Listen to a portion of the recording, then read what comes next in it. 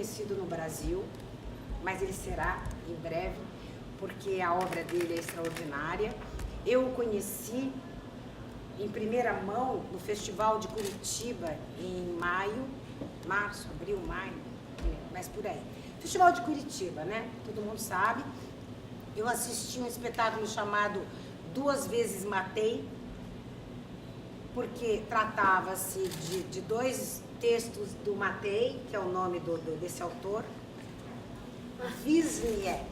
Bom, eu conheci em Curitiba, fiquei apaixonada. A primeira coisa que eu fiz quando cheguei em São Paulo foi correr para uma livraria e comprar todos os textos dele, uma pilha de livros assim, que graças a Deus, alguém de muito bom gosto e muito esperto, muito inteligente, teve a lucidez de pedir para ser traduzido e publicar no Brasil. Está ao nosso alcance a obra dele. E quem montou no Rio, o espetáculo que eu vi em Curitiba, é uma companhia da Guida Viana, isso, que é uma companhia muito bacana do Rio de Janeiro. E essa descoberta é uma aquisição extraordinária na minha carreira, eu acredito na carreira de todos nós, do grupo, e também do público que gosta de teatro no Brasil. Quem gosta de teatro vai poder apreciar um grande autor, um autor extraordinário. Mas eu queria passar a palavra para o Eduardo, que é meu assistente de direção e produtor também do espetáculo, e ator.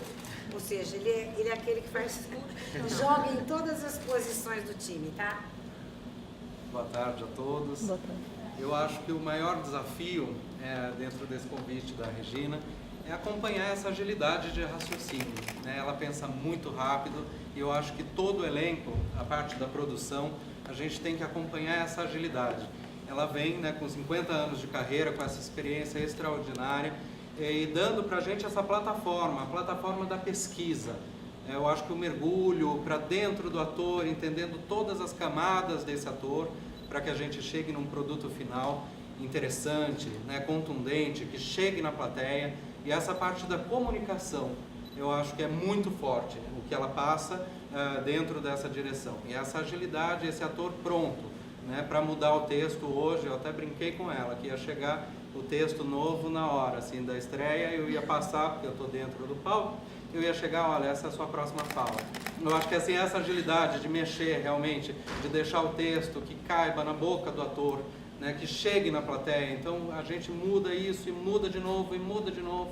E a repetição, né, eu acho que esse ator que não tem preguiça de passar 800 vezes a mesma cena, esse é um caminho e um mergulho maravilhoso, né? Eu acho que caminhar dentro dessa construção, chegando com todos esses personagens inteiros e com essa força que lembra muito o teatro alemão, né? Então tem pouco gesto ali, a gente tem só os olhos, a boca falando esse texto maravilhoso, desse extraordinário autor, né, que traz o teatro do absurdo. Então ele é o novo Ionesco, a gente brinca, e ele foi tido assim lá na Europa. Eu acho que as pessoas vêm falando, Matei Wisniewski, ele é o novo Ionesco. E eu acho que esse espetáculo ele vem num momento muito importante. Eu vejo como um grande pedido de oração através da comédia, o que já vem a primeira loucura nesse ponto, trazendo essa situação absurda da guerra, né, no mundo. Então ele traz essa questão toda que a gente tem um certo fascínio. Eu acho que para o elenco nós estudamos vários autores e esse texto ele pulou, né, à frente de todos os outros em função desse horror que a gente tem em relação à guerra e como o movimento interno, quando você vê uma situação absurda, né, decepando cabeças, explodindo o World Trade Center, você vê, isso eu já vi, né? Então, um avião entrou num prédio, isso eu já conheço. E agora? O que vem agora? Agora estão decepando cabeças e isso bomba na internet. Então, esse horror tem aquele distanciamento e a gente teve que entrar dentro desse universo, pesquisar, olhar um pouco mais de perto. As máscaras, né, da morte, eu olhei muito isso, assim, o rosto da morte. E que ser humano é esse? Né? Então, eu acho que esse texto, nós fizemos 2 pré-estreias, né, na sexta e no sábado, e a gente sentiu muito a plateia vem por esse caminho da comédia rindo muito. A plateia de sábado, eles já encararam de uma forma mais séria o espetáculo. Então, para nós foi maravilhoso, porque nós tivemos já 2 retornos muito fortes e a gente entende que o nosso público, o nosso foco é o público jovem, que movimenta realmente essas novas linguagens e o novo teatro. Então, o convite para quem gosta de teatro, a Nissete Bruno esteve conosco aqui, falou que interessante, né, o projeto. A Vanessa Goulart está no elenco, num trabalho brilhante, Vanessa. Está aqui conosco. Então, esse retorno, né, e essa troca com quem já está tantos anos na carreira, poder trocar e entender esse texto, debater conosco, é um projeto e uma oportunidade maravilhosa. Dentro da direção a gente faz, né, a Regina passa para o ator todos os elementos. Eu acho que assim ela é muito generosa e sempre é uma diretora dura, agora pelo amor, né? Eu acho que isso é muito raro no mercado. Eu acho que assim temos diretores que só batem, né, e não te dá a base, você fica ali perdido. Ela não, ela explica, sempre vem uma resposta. A gente não sai daqui desse palco com alguma coisa pendente. Tudo está resolvido. Ela consegue reunir, né, com essa parte, com o humano, que é o que a gente fala, e a gente lida com a palavra, então não poderia ser diferente. Obrigado. Bravo guerreiro. E eu Todos gostaria de são falar... bravos guerreiros, mas esse aqui... E é como se fosse, sei lá, colocar uma criancinha para jogar com o Neymar no Maracanã.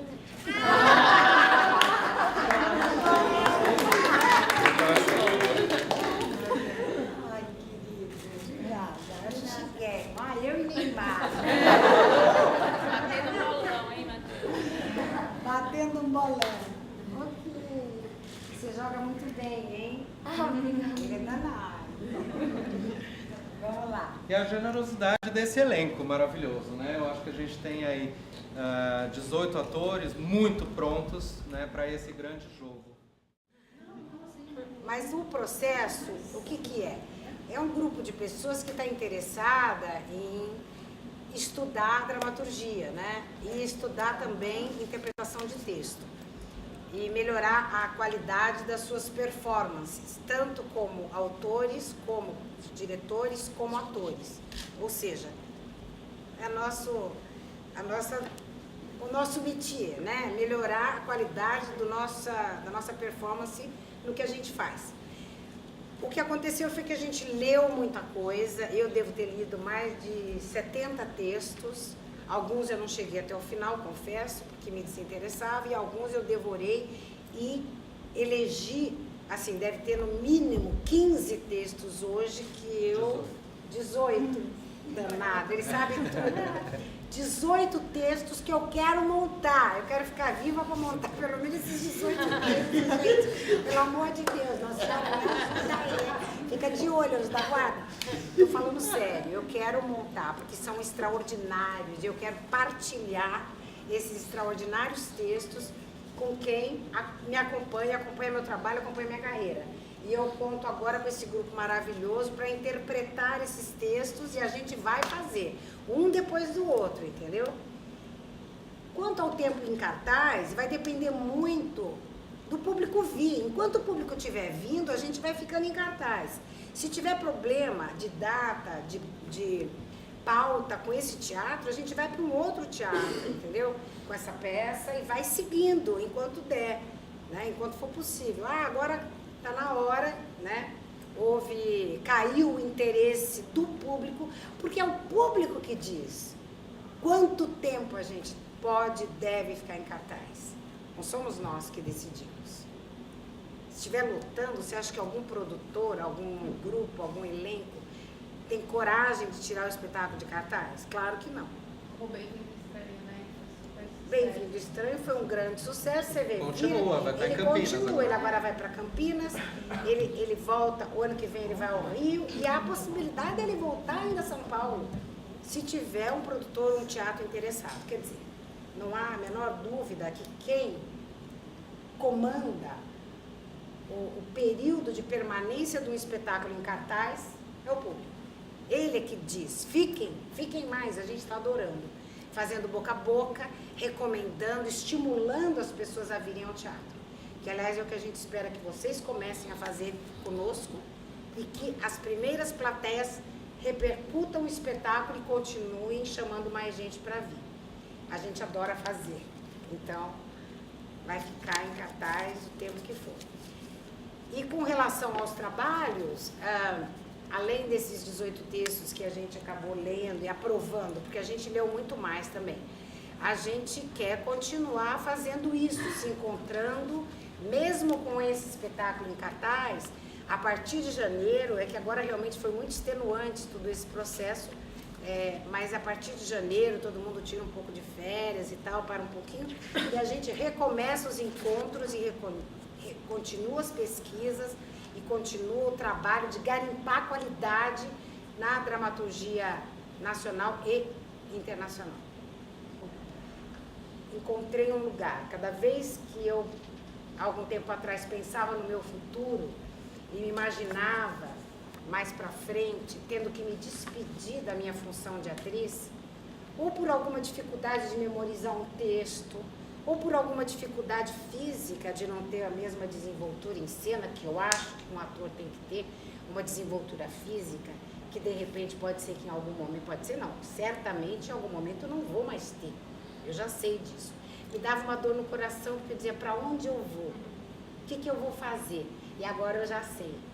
Eu posso ficar sentadinha, gritando, uhul, vambora, agora por aqui, agora por ali, regendo essa garotada toda. E é uma delícia, é adorável. Aliás, já falei disso, é multiplicada a minha alegria por 18, no mínimo.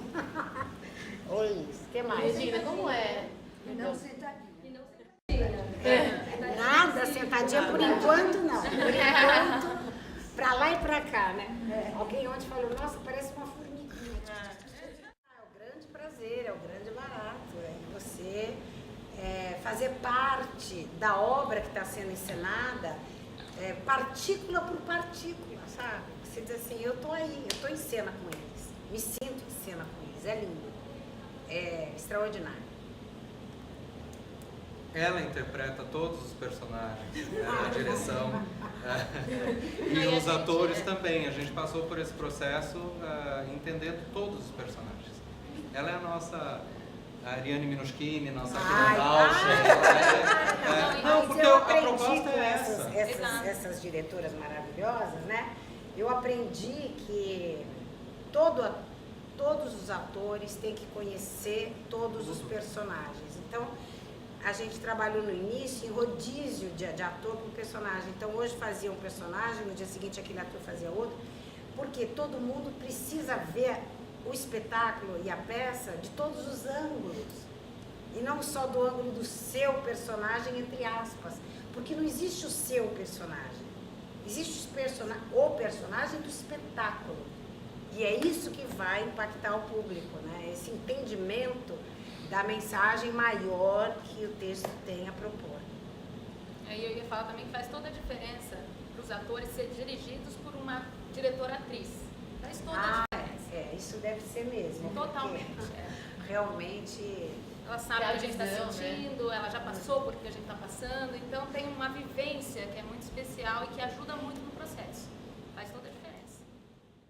Também, nesse período, a TV Globo me chamou para as primeiras leituras de uma novela que eu vou fazer o ano que vem, chamada Sete Vidas. E que eu era louca para fazer, da Alicia Manzo, entendeu? Uma autora que eu admiro muitíssimo, que está escrevendo uma novela belíssima, que é Sete Vidas.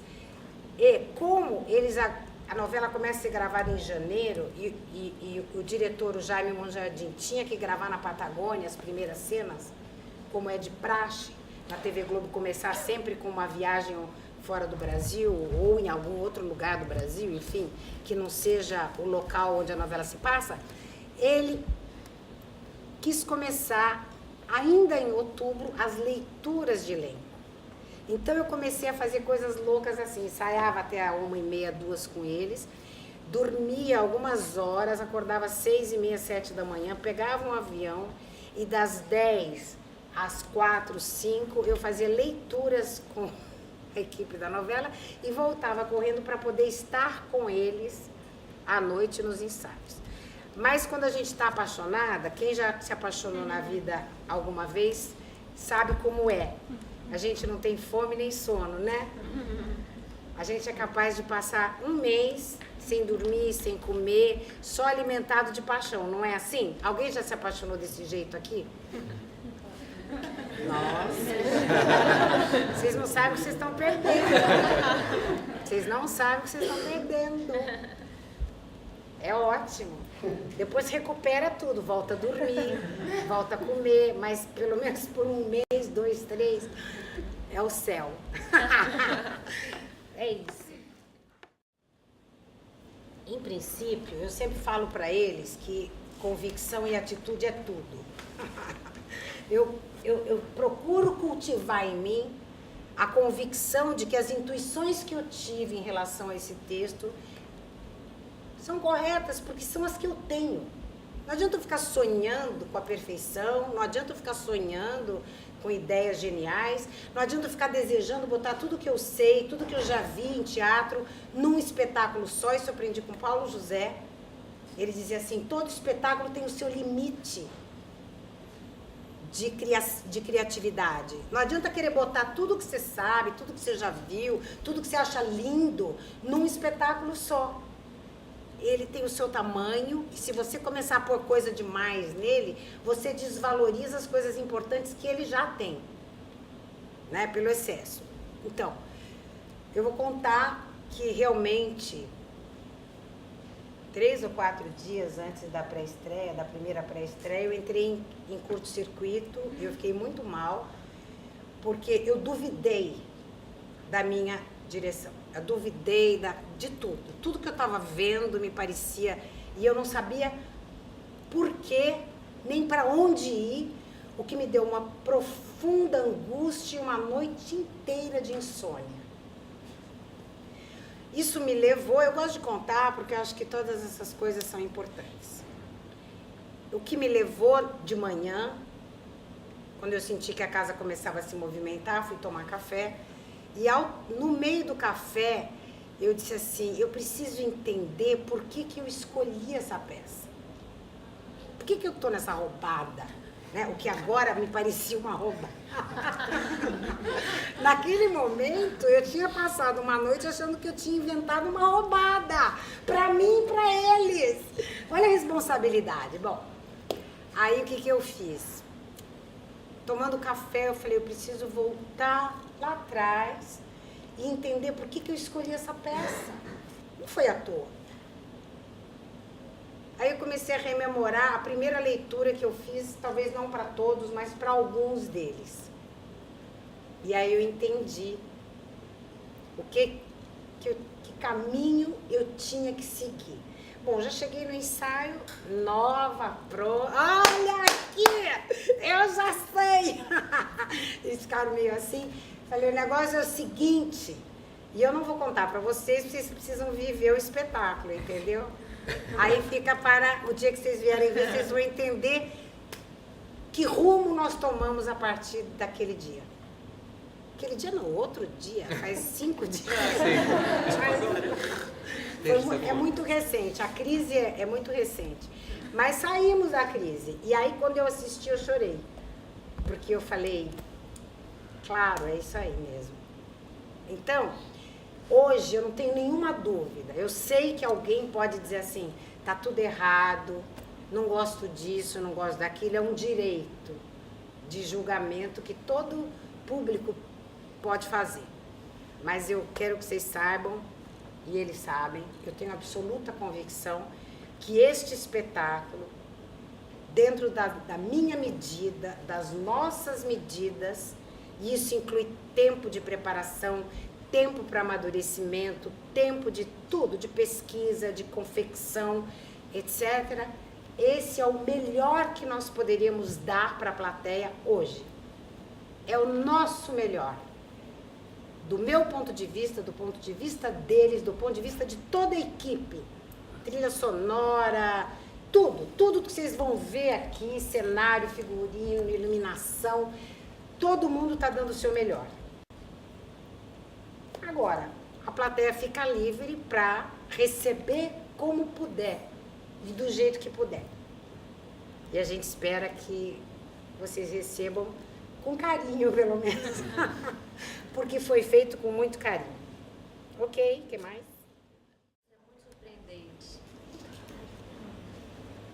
Acho que pela atualidade, pela complexidade, pelo tanto que ele é revelador do ser humano. Ele não é óbvio, ele tem conflitos que às vezes a gente relega a segundo plano, porque estão distantes da gente geograficamente. Mas sempre é um risco, porque a gente não sabe, esse texto faz a gente pensar qual é o limite do ser humano. E essa distância, de repente, não fica tão distante assim. Esse limite... Gente é gente, né? Gente é gente. Em todo lugar do Chega um mundo. momento em que o ser humano, na sua sobrevivência, é posto à prova e a gente não sabe o que as pessoas são capazes de fazer pela sobrevivência. E esse texto me surpreendeu muito, porque ele é muito revelador de que momento o ser humano passa a ser um sobrevivente e também dessa questão de sobreviver ao diferente, de eu conviver com o diferente ou de eu ter que aniquilar o diferente. O diferente não pode existir. Eu só existo e eu só coexisto com o que é igual e parecido comigo. Se você é diferente, você não pode existir, eu tenho que te destruir. Isso é uma coisa que está presente hoje na humanidade. A gente tem conhecimento disso. Pode ser que isso exista desde sempre, mas a gente não tinha tanto conhecimento. A internet, né? Pela internet. A internet torna o planeta uma coisa só, né? Uma coisa imediata. Tudo o que acontece é imediatamente partilhado. Então, nesse sentido, né? Completando um pouquinho o que você está falando, a peça é universal. O que eu acho legal Fala de do tudo. texto também, que através do humor irônico, do patético, o texto gera uma reflexão muito profunda. Porque é o espelho, né? É o espelho do absurdo do homem, dessa falta de limite que nos leva a atitudes absurdas e a gente fala, não, isso não é possível, a gente ri da gente mesmo. Só que da gente mesmo não, a gente ri do outro, que o palco nos proporciona essa possibilidade. A gente ri e fala, isso não é possível. Na era da tecnologia, o acesso à comunicação muito rápido, né? Você fala no Tibete, com um monge lá, né? No WhatsApp e tal. E ao mesmo tempo o ser humano vive talvez o maior processo de brutalização dele da história, né? E nas relações humanas, você tem acesso à comunicação, mas você é solitário, você se masturba solitário. E esse processo de degeneração é muito claro em todas as áreas, né? Eu acho que a guerra é o grande arquétipo que declara essa total desagregação nas relações, né? Você vê, falta água, as pessoas jogam água, em tudo, né? Em tudo, a relação é brutal. Eu me pergunto, que loucura, né? A gente tem acesso a todo o conhecimento e vivemos um processo de involução, né? Primitivo. Eu acho que a peça também aborda esse aspecto mais complexo assim da vida. Fala de uma guerra na Europa, mas na verdade, por metáfora, está falando de todas as guerras que existem hoje no mundo, onde as carências começam a ficar cada vez maiores, né? As dificuldades, o planeta está superpovoado, começa a faltar, alguns grupos começam a ter em excesso e outros grupos em deficiência, e isso começa a gerar uma guerra interna, muitas vezes não declarada, né? Então é guerra, estamos falando de guerra. E tem uma frase que nas pesquisas que eu andei fazendo é muito interessante. Guerra não é uma disputa entre o certo e o errado. Guerra é uma disputa entre dois certos. Profundo, né? Porque os dois lados estão certos ou se julgam certos. E eles fazem a guerra para provar para o outro que eles estão certos. Então é muito interessante, é disso que a peça está falando. Agora, uma coisa muito legal acontece aqui, que eu acho que tem tudo a ver com a sua proposta, né, de pesquisa, que é a gente poder se utilizar do teatro, uma ferramenta que ele tem primordial, que é a palavra, né? Provocar essa reflexão, né? Eu acho que isso é fundamental. Eu acredito que a gente está perdendo esse poder, né? De provocar através do teatro. Né? Eu acho que na sua maioria, sim, se nós observarmos os espetáculos que estão em cartaz, sim. Eu acho que de alguma forma, se está certo, se é errado, se é bonito ou belo, isso pouco importa. O que importa é essa reflexão. Entender que a palavra tem poder no teatro e a gente está resgatando ela. Eu acho que é uma das coisas que foi falado muito no começo, né, Regina? É teatro da palavra. O teatro da palavra, o dramaturgo, a valorização do texto. Da ideia, o teatro da ideia, o teatro... Todo teatro é político, na verdade, né? Um stand-up que você entra e ri do começo ao fim é político. Você leva para casa, certamente, uma série de reflexões importantes que agirão politicamente na tua forma de encarar a vida.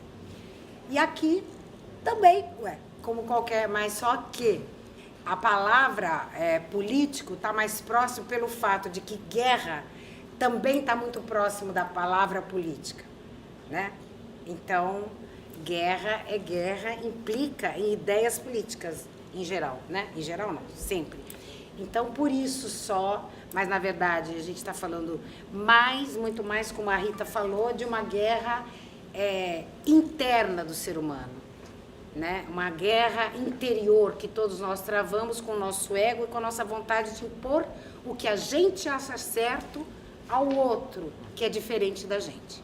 Essa é a grande guerra que tem que ser combatida sempre. Eu acho coisas que o outro não acha, pensa diferente, e ao mesmo tempo eu tenho que respeitá-lo por ser diferente.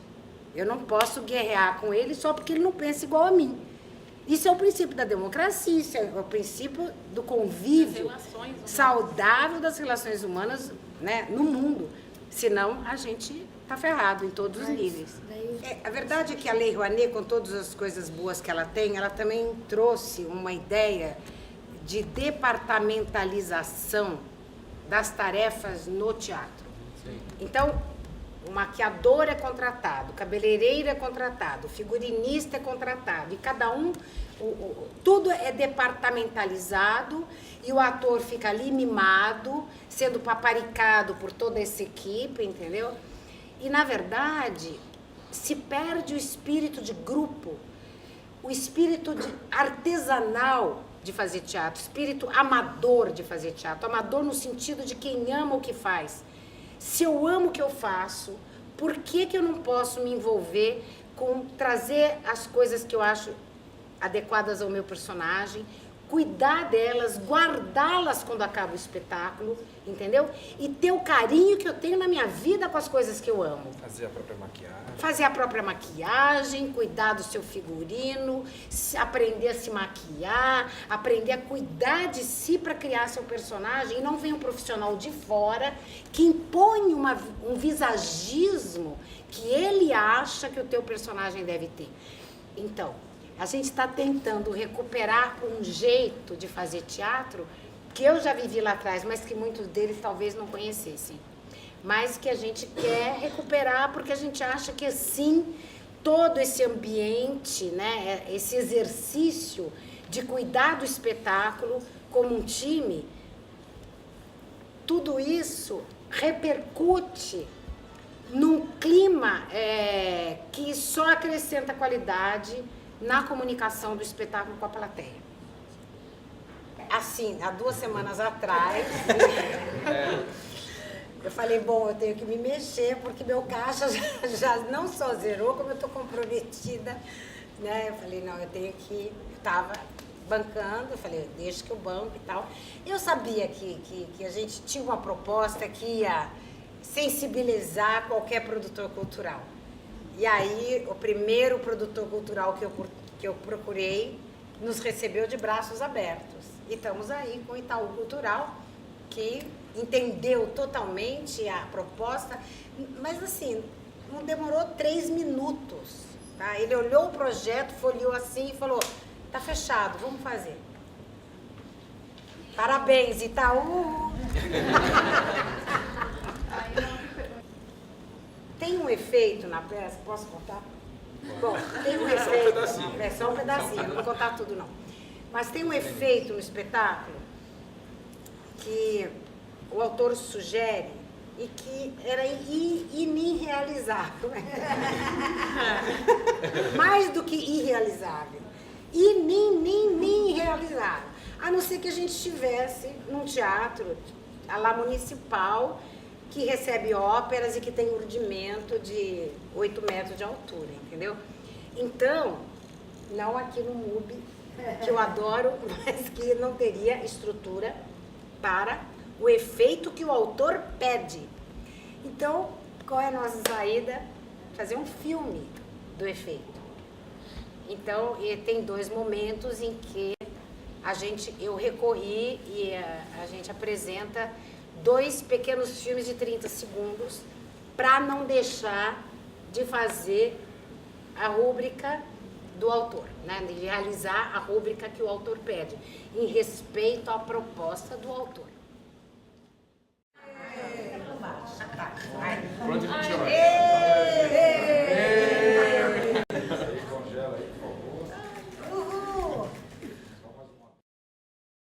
O programa Nosso Momento vai ficando por aqui hoje. Espero que vocês tenham gostado. É um privilégio imenso levar esses artistas consagrados para você.